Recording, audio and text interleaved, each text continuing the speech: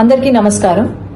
మహావిష్ణు స్వయంభు ఆ తిరుమల కొండలపై వెంకటేశ్వర స్వామి రూపంలో వెలిసి పాపాలను కడిగేవాడు వెంకటేశ్వర స్వామి, అట్లాగే మనం ఏ కోరిక కోరినా నెరవేర్చేవాడు వెంకటేశ్వర స్వామి అని ప్రతి హిందువు నమ్ముతారు.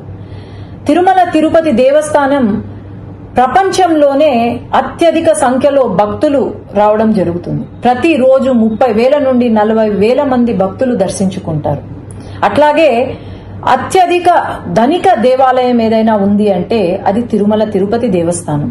అలాంటి తిరుమల తిరుపతి దేవస్థానాన్ని దర్శించుకోవడానికి, వెంకటేశ్వర స్వామిని చూడ్డానికని చెప్పి నెలల తరబడి వెయిట్ చేసి మరీ దర్శనం కోసం వస్తారు భక్తులు.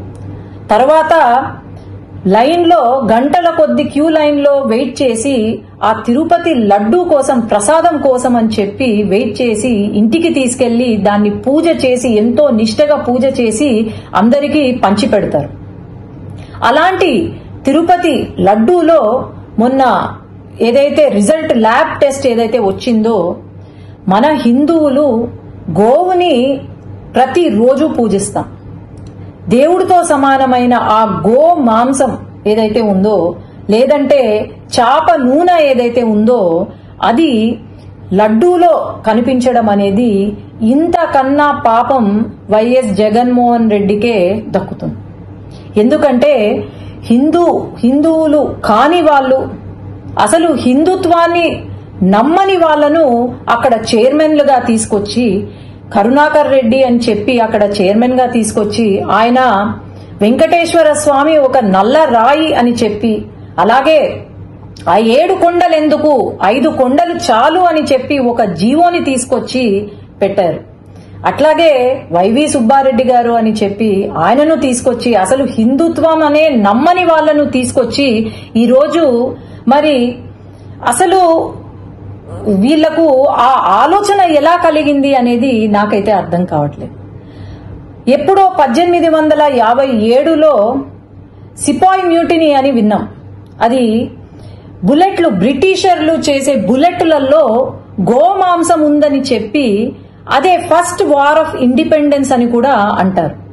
గోమాంసం ఉందని చెప్పి చిన్నగా ఒక రివోల్ట్ స్టార్ట్ అయ్యి అది పెద్దగా కనిపించిన బ్రిటిషర్లు అందరినీ కూడా చంపి పాడేసిన దేశంలో ఈరోజు ఇక్కడ లడ్డూలో గోమాంసము, చాప నూనె ఉంది అంటే మరి ఏమనుకోవాలి?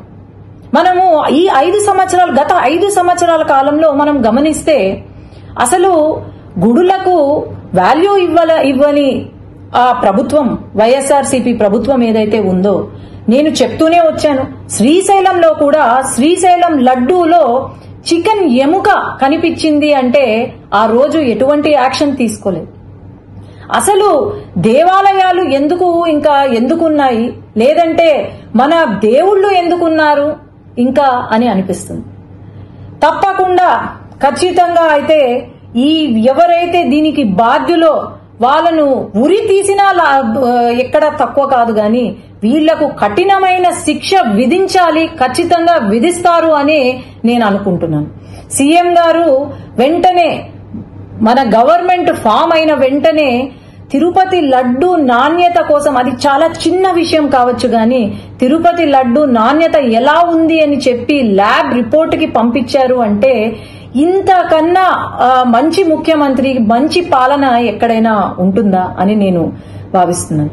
ఇక్కడ మటుకు ఈ హిందూ మనోభావాలు దెబ్బతీసేలాగా ఇలాంటి సిచ్యువేషన్ మనకు ప్రపంచం మొత్తము ఈ దుర్ఘటనను గమనిస్తూనే ఉంది.